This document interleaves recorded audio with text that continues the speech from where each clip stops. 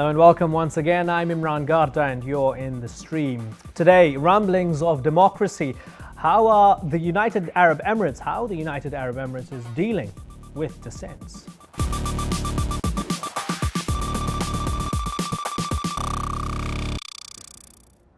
Malika Bilal is here on the couch looking out for your live feedback. She's filling in for our digital producer Ahmed Shihabuddin, who's away for a little bit. Welcome, Malika. Thank you. Once Good again. to be back. Joining Malika on the couch is Adil Iskandar, who's an Arab media scholar at Georgetown University here in DC. His work focuses on Arab media, identity and politics. Adil, welcome to the program. We were talking in the pre-show about the mother of all the revolutions going on, Egypt, and the fact that it's still a revolution in progress. Yes. When you look at what we're going to be covering today, the UAE, any hints that revolution is perhaps on the horizon? I think the word revolution is a very sort of ambitious term, not just in the description of any uprising or any movement that might exist in the Gulf, but also in Egypt. I mean, many people in Egypt are starting to feel a little bit reluctant to describe this as a revolution completed. So I think the use of both force and intimidation on the part of regimes and governments in the region is sort of a unanimous approach that we're seeing across the board. So there are similarities in that respect. And also the use of the legal system to try and sort of quell these protest movements before they unfold and start mushrooming. So there are similarities, there are significant differences. We haven't seen anything of the magnitude of Egypt or Tunisia in the Gulf just yet, with the exception of Bahrain, but we know what happened to the Bahraini protesters. Common thread, however, bloggers absolutely. Being arrested. Bloggers being arrested. In Egypt, for instance, Michael Nabil's incident for criticizing the military after the toppling of Mubarak, and he's on a hunger strike now. And then, of course, in the United Arab Emirates, we've got 5 bloggers who are on the verge of being sentenced. I mean, their case being postponed to October 23rd, but still the same process, the same sort of procedures, the same approach to try and silence dissent online in fear that it might materialize on the streets. Okay, we're going to get in-depth analysis and an in-depth view of the situation surrounding the arrest of those 5 bloggers in the UAE. Well, as always, you can tell us what stories matter to you. Follow us on Twitter and send a tweet with the hashtag AJStream. We could feature your suggestion in a future episode.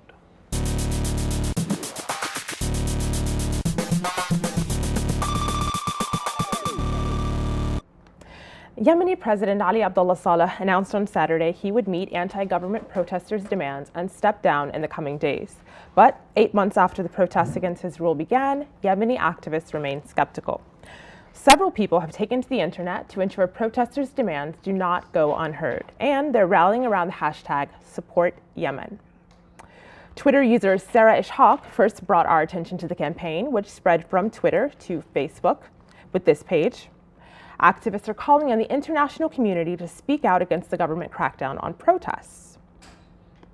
To help further the cause, independent filmmaker A. Hussein created a short video that is quickly going viral. The Break the Silence video features several Yemeni activists who say they will continue their peaceful protests until their demands are met. We'll continue to follow events in Yemen as they develop, but here's a look at some of the other stories you're following.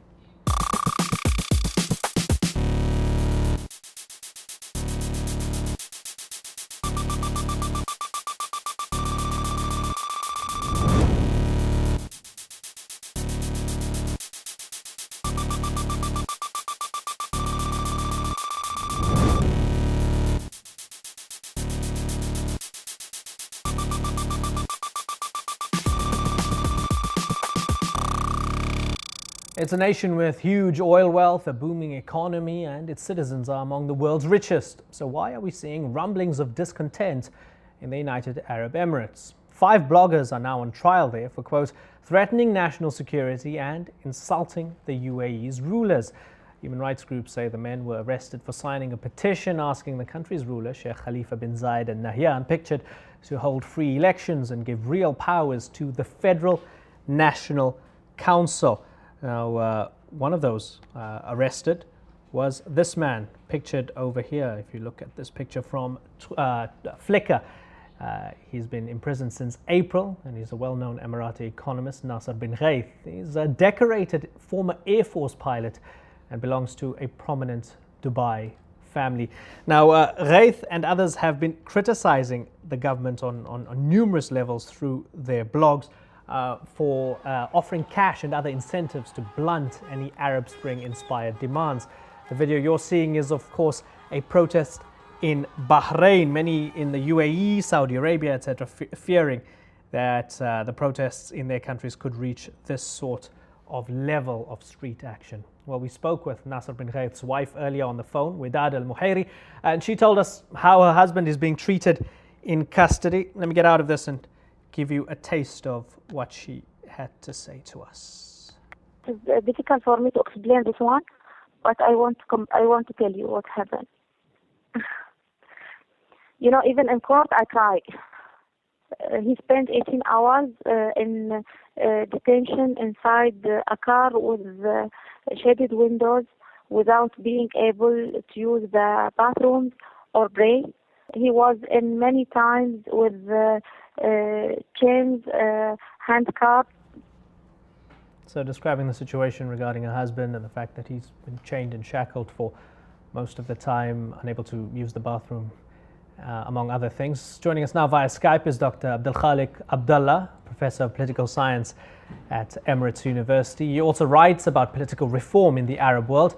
With him is blogger Thabit Al-Qaysiyah, who's been critical of the 5 men on trial.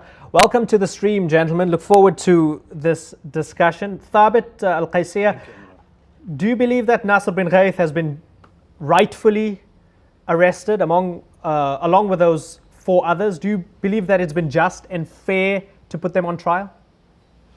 Well, here's what we have to recognize before we get into the discussion, that the gentlemen on trial have broken a law. It has nothing to do with the petition or asking for reforms. In fact, out of the 5 that are detained, only Ahmed Mansour signed the petition. And in addition, both of their lawyers also signed the petition. So it has nothing to do with the petition. The simple fact is they broke a law, and we have a country of due process. And I don't think it's fair for anyone to give a verdict until the court makes its decision. Dr. Abdelkhalik Abdallah? Yes. Well, I think, they might have broken a law. Almost everybody every day breaks a law, but it is just the way that they handled this case, which was not very nice. I think they have mismanaged this case, mishandled this case, and hence all this bad publicity. If there are individuals who go around breaking the law, there are also laws that should be applied in handling these broken law cases. And in this case, I think the authorities have mishandled it. It's unfortunate to have also 5 political prisoners in the UAE. If you look at the history of the UAE, we really don't have political prisoners. We don't have a history of political prisoners. So when 5 people are arrested for expressing political opinions, it comes quite as a shock, and it is very uncharacteristic of the United Arab Emirates. Very tolerant country, very peaceful country. We don't like this kind of publicity for our country. Thabit, that's the point, isn't it? The fact that these people are just calling for political reform. They're calling for more democracy in their country. They have not called for revolution. They've not called for an overthrow of the government. Why does it seem as if the government is so defensive and so afraid of any form of dissent? Because this seems extremely mild when you look at it compared to any other place in the world. I think that's a bit of a dramatization of the situation on the reforms. I don't think the government would oppose any sort of call for reform. And as Dr. Abdelkhalik clearly just said, we've never had a situation of this sort in the past. Having said that, and I stress to the point that there was a law broken, and it's a serious law, which is Article 178 of the Penal Code. And I'm sure it cannot be compared to, for example, running a red light. Malika, dip into some of the feedback that we're getting in here. We have a tweet here from Khalid Al-Amiri who says, the UAE is not scared that protests are going to reach the levels of Bahrain. UAE people are united in their love for the leadership. And I guess this question kind of goes to the heart of the matter, that in the region, we haven't seen large-scale protests like we've seen in Egypt, for example, but we did see them in Bahrain. Is the UAE scared that this could happen there? Who's that for, Malika? This question, Dr. Abdullah. Well, I think the Arab Spring has been inspirational throughout the Arab world, and the Gulf states are not excluded from this, and the UAE are not excluded. It was really very inspirational to see the success of Tunisia, the success of this evolution probably in Egypt. So it was inspirational, and hence people really welcome this kind of change over there. I don't think the mood in the Gulf is the revolutionary mood. People are here are very respectful of their government, of their. Okay, we seem to have lost Dr. Abdullah there for the moment. We're going to try and re-establish the connection there for the moment as we try and re-establish that connection. Let's go to Adil now. Adil, just reflecting on what you've heard so far from the two guests, Dr. Abdullah saying that there isn't a mood of revolution in the Gulf. But then again, you look at a place like Bahrain and it seems to contradict that. I think it's important to look at the different conditions in various countries in light of the fact that they are case studies. They're all different case studies. Egypt is not Tunisia, is not Libya, but that's not to say that human will and the desire for more representative government is not something that most publics aspire to. Now, of course, when we talk about laws being broken, most of these uprisings, most of the protest movements, whether they're virtual or on the streets, are making certain demands, and these demands are some modification of the legal premise. I mean, there needs to be legislative change. So, for instance, I mean, usually you need to break the law in order to enact any sort of change. Absolutely. So in this case, the suspects are charged with instigating public dissent against the government, breaking laws, perpetrating acts that pose a threat to the state security, undermining public order, opposing the government, and calling for boycott of elections. I mean, we're talking about fairly serious charges. Yeah. So the question here is, at what point is it necessary to consider the possibility of reforming laws, and what due process exists to be able to create that transformation? In other countries that have experienced the Arab Spring, if you will, that push has resulted in some modification of the legal structure. So the question is, are those violations, or are these sort of suspected charges, rightful? Are they balanced? Do they reflect the extent to which these actions have materialized? Okay, let's ask Thabit then. Thabit, you heard Adil there. Adil's questioning the premise of these laws. Are they actually fair laws? Well, I mean, I'm not a legal specialist, but if they are part of the constitution and the penal code of the country, there are proper channels to contest these laws. And I don't believe a law that has been in the constitution for over almost 40 years. I don't think it's fair right now for us to discuss whether it's fair or not fair because of one incident. Why not? The UAE has changed a lot in the past 40 years. You look at it economically, you look at it socially. Why not politically? Why not legally? And politically, in fact, in 2005, the president started a political reform when we had no pressure. So I think the political reform is coming. It's a step-by-step progress, and I don't believe a sudden change in political structures is safe or necessary in a country like the UAE, where it attracts a lot of tourism, a lot of foreign investment, and so on. So it's a step-by-step process. Dr. Abdul Khalik Abdullah, talking about what you raised a little bit earlier on, and I'm happy that we have a clear connection now.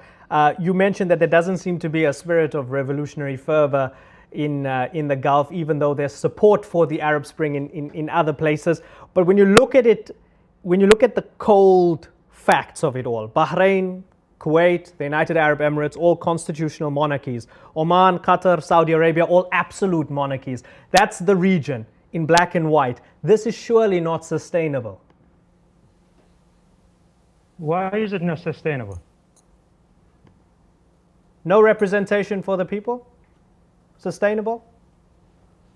No, I think what happens, take the case of the UAE, I think these countries have made a tremendous amount of achievement over the past 40 years on the economic and on the social development and the modernization. Overall, I think they have an impressive achievement. What has been lagging over the past 40 years is the political modernization leg. So I think they have to attend to it. I think that they are to this very late, and I think the political reform is now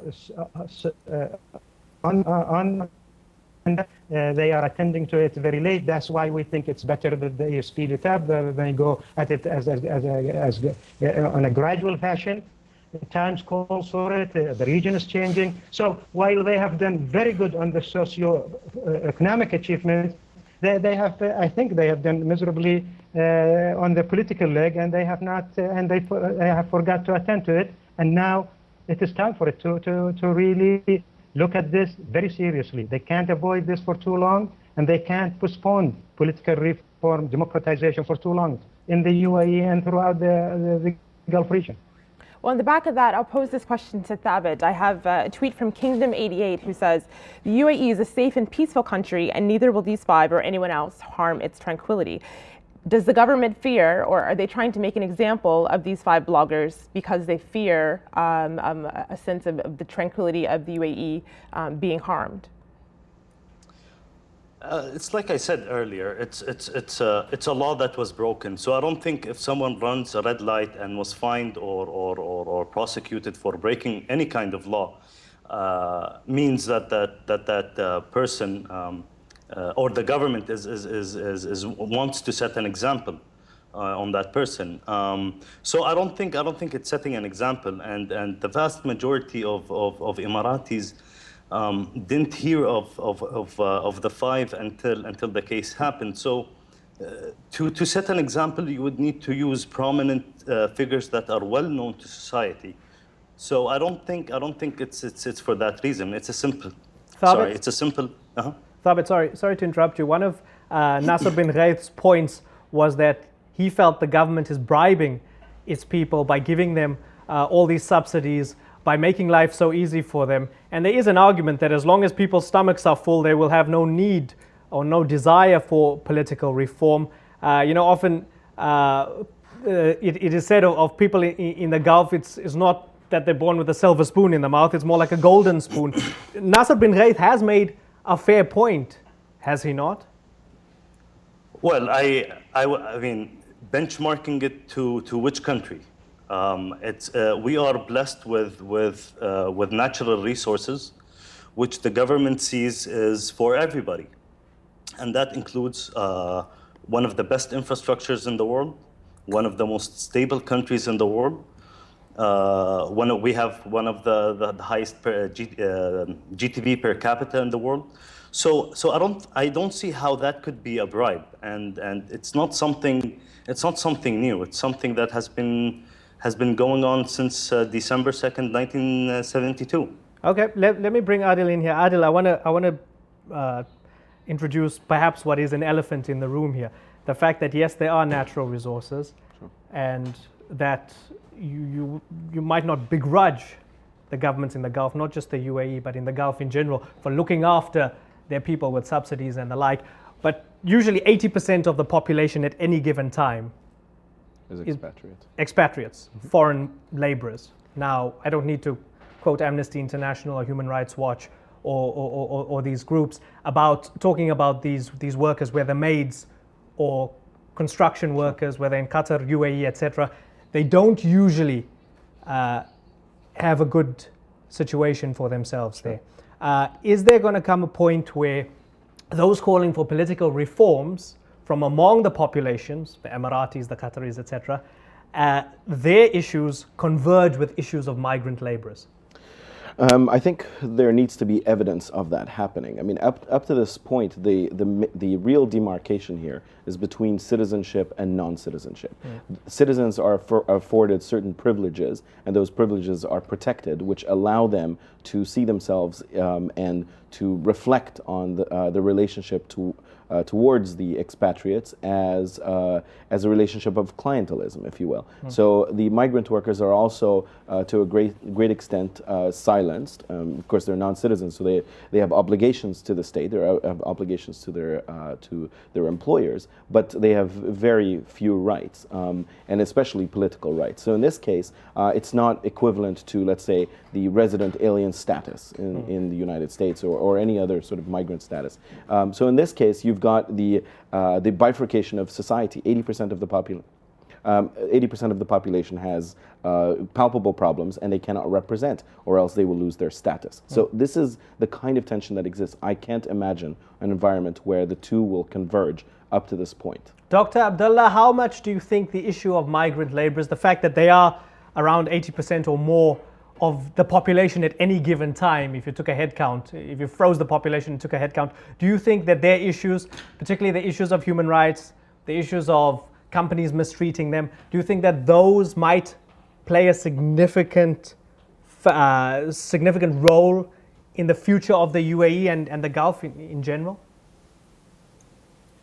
Look, I think when it comes to the expats and the demographic problem we have here, I think you look at it, I look at it from the citizen's perspective, meaning that I, as a citizen in this country, United Arab Emirates, have been turned into a minority in my own country.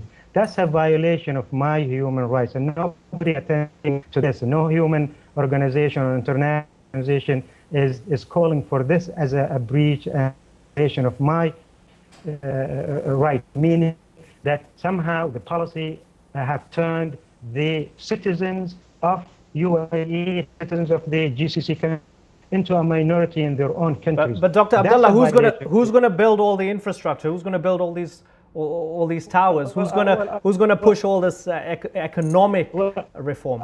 Okay, that's a different question. I'm now here. You are asking me. You're talking about expats' human rights, whereas in fact I am, as a citizen, are suffering from a violation of my human rights. Those is being that I am being turned into a minority in my own country. No country in the world has a demographic imbalance like the ones that we having here in the UAE or Qatar or throughout the Gulf. The citizens of the country are now 10% of the population, and if this growth keeps continuing, we're going to drop 1% every year until we become 0% in our own country.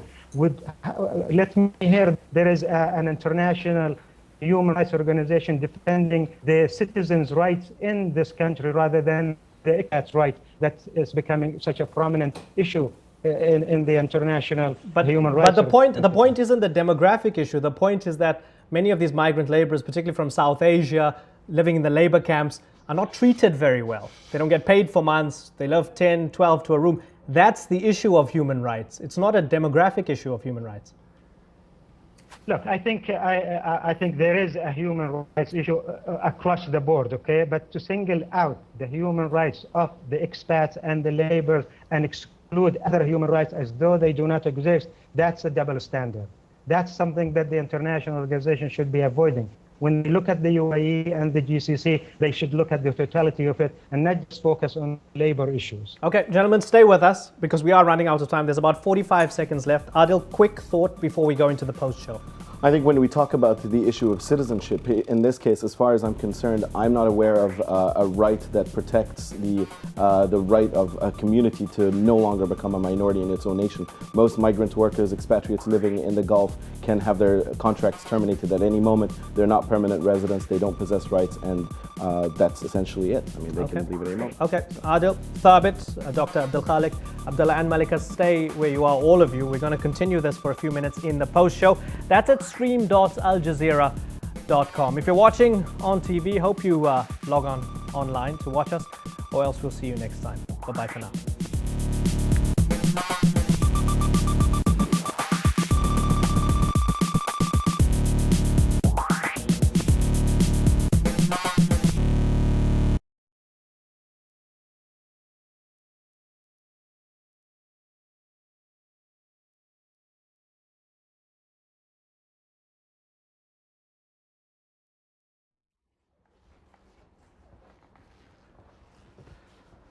Welcome back to the Post Show. We're talking the issue of the arrest of those bloggers in the United Arab Emirates and all the other broader issues that it exposes. And we've brought some fascinating dynamics to this to light. Our guests are still with us via Skype, Dr. Khalik Abdullah and Thabit Al-Qaisiyya.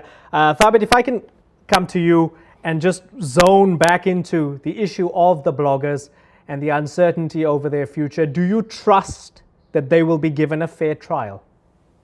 I absolutely do. I mean, the Federal Supreme Court is the fifth highest constitutional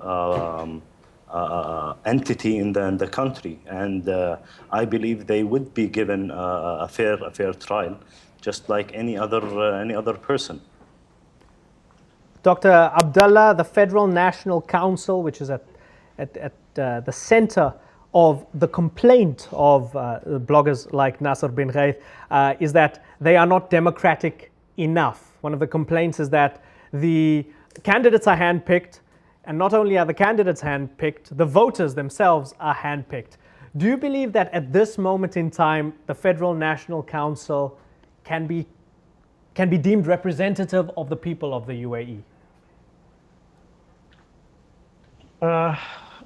No, I don't think so. Until they are fully elected, I think we have an issue with the FNC. The FNC has been all along has been appointed. Now we have half of them elected by a small group of people. So therefore, you know, on the representation level, I think representative of the UAE, but even goes deep. Even if they are elected, with the power that they have, they are really not a legislative body. FNC is not elected at the moment. FNC does not have a power, and I think the elected FNC and an FNC with a full legislative power. There is absolutely no reason. I can't think of one good reason why we don't have election that everybody participates in, and I can't think of one good reason why the FNC does not have a full legislative power. The UAE can be one of the most democratic country on earth, and I don't see any reason why we don't have that. Okay, Thabit, what Dr. Abdullah said sounds extremely reasonable, sounds extremely logical. That, and forgive me if I'm wrong, that seems to be what the bloggers were saying. I didn't hear Dr. Abdullah breaking any laws in that last answer. Well, that says a lot about their imprisonment. But just to comment on what Dr. Abdullah mentioned, the UAE within its the culture of the UAE, we have an open door policy with the leaders. So any citizen can or any UAE national has the right to go and meet with the sheikh, and that's more than one sheikh. Now, having said that, and I believe that's one of the reasons why in 2005 the FNC or the elections for the FNC were introduced, is the recognition of the growing population, and one way to meet the demands or hear the concerns of nationals is through the FNC, along with the open door policy of our leaders. So I think that's something. Thabit, once again, what Dr. Abdul Khalik Abdullah, the bloggers and others are saying is that the FNC can't be truly representative because not only are the candidates handpicked, the voters are handpicked before the whole process starts. So you're saying the FNC is one of the channels to go to, but they're questioning that channel. They're saying this doesn't truly represent us. It's not too difficult to understand, is it? No, it's not. And about 15 or so years ago, the FNC proposed the national housing scheme to the late Sheikh Zayed, and it was enacted. And that was one of the success stories of the FNC. Now, Dr. Abdul Khalik's opinion, and that's his right to express his opinion, that it should be universal voting for everybody. I, on the other hand, believe it should be a step-by-step process, just like any other country. To give an example, The United States gained its independence in 1776, but women were only allowed to vote in 1920. So does that make it okay? Does that make it okay? That's the question. It doesn't. It means that there is a process. There's a process that a country should go through. But then again, you're also implicitly suggesting that the UAE is behind the United States. I mean, there are all sorts of philosophical conundrums that come up there. Does it mean that it's okay that not everybody can vote equally just because other countries only recently decided to give universal suffrage? It means there is a process. The process that everybody has to go through. You're also implying that your own country is behind on that process. So I'm not sure what some of your own nationals would think about that. Well, I mean, my name didn't come up. I mean, my name didn't come up. But I also understand that there is a process. It doesn't mean that I felt left out or felt or was upset in any kind of way. It's a process. It started in 2005. We started with around roughly 6,000 voters. This year, 130,000 voters. So that's an improvement. That's an improvement. I just say okay, come in, Dr. Abdullah, come in. I believe in process, but this process of democratization should have started 40 years ago when the UAE was established in 1971. That's what the Constitution allows. That's what Constitution says, that the government of the UAE will prepare the UAE people for democratic parliamentarian life. That was a promise that was given to the UAE people since day one in 1971. Now the government is coming 40 years later and says we will have to start the process. We need another 40 years to fulfill that promise which they given to us in 1971. So I think what happened here is that the people of the UAE, they are educated, they are open-minded, they understand everything, and they know their rights and everything else. And I think they are fully ready for democracy. It's the government that it has its own logic, and it is the government that is not ready here. The people of the UAE are ready for full democratization. The government is not. On the other level, I think there is another problem, which is the margin of freedom of expression. It's getting, it used to be much better. It's getting worse by the day in the UAE, and I think the UAE is much better off with a better margin of countries. Okay. We need election, we need democracy, we need freedom. I think the UAE's standing, reputation will be 1,000 times better if we enter the political leg of modernization, which has been in the waiting for too long, and it has not been attended to so Okay, far. Dr. Abdullah, on the issue of freedom of expression, Malika has some tweets. Actually, yeah, there's a tweet here from Tom Gara who says, do we have any evidence at all of Nasser bin Ghaith insulting any UAE ruler? And this brings it back to how we started at the top of the show with his wife. What did he say? Dr. Abdullah or Thabit, if you could answer this either. I know these people almost personally. I know Dr. Nasser as a friend, as I know Ahmed as a friend, and these are decent people. These are very respectful leaders and of their government. I don't think they were at any point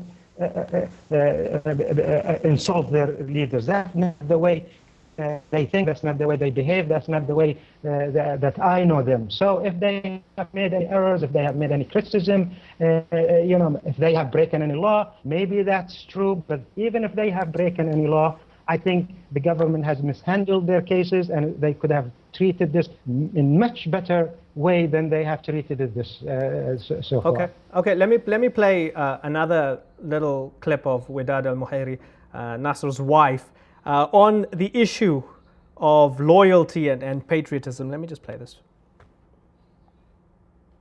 The center, we consider ourselves to be one family of the UAE. Those who know our family and Nasser did not believe that such things can happen to him. He's very loyal to his country. Very loyal to his country. Adil, that's a point that needs to be emphasized and re-emphasized, I think, is that outside of the courtroom you had many of those opposing these bloggers chanting slogans saying that they are Iranian agents, just like the accusation was in Bahrain, that they're anti the regime, anti the government. Here, Nasser's wife is saying quite clearly that, you know, we're loyal to the country, we're just calling for reforms. Do you find that it's a common occurrence when the state slaps these labels on anyone projecting any form of dissent to show that this person is perhaps being treacherous? Well, I think we have to be able to look at this in a historical context. I mean, in an environment where there's very limited political representation and political opposition, Dr. Abdel Khaliq said so with absolute clarity. I mean, had the process begun 40 years ago, there would have been a culture of political opposition and debate and discourse. In the absence of that, most opposition is seen as treacherous, as a threat to national security. These accusations reflect that. And in and of itself, there is a sense of sort of loyalty that comes out. I mean, you know, this is no different from, let's say, the sectarianization of the uprising in Bahrain. So we're accustomed to the vilification of opposition across the board, across the region. So this doesn't surprise me. But Dr. Abdel Khaliq also showed that these individuals are well-meaning. I mean, their intent is completely different. They're not trying to undermine anything, but the progress is so incredibly limited. The constitution, take Namibia, became independent in 1990, and they already have a constitution and have had elections. This is a country with incredible obstacles to face, and yet we have countries in the Arab world, UAE being one of them, but many others, who have failed to commit themselves to the representation for all of their citizens. Fair points. I think that's where we're going to wrap it, because we have run out of time even in the post show. So much to say, so little time as always. Thabit, Dr. Abdel Khaliq Abdullah. Thank you very much. And Adil, thank you very much, all of you, for joining us in this fascinating discussion. Malika, good to have you back on the Orange Couch. We'll see you tomorrow, no doubt. Thanks for joining us. Stream.aljazeera.com is where you can catch us, as always. See you next time.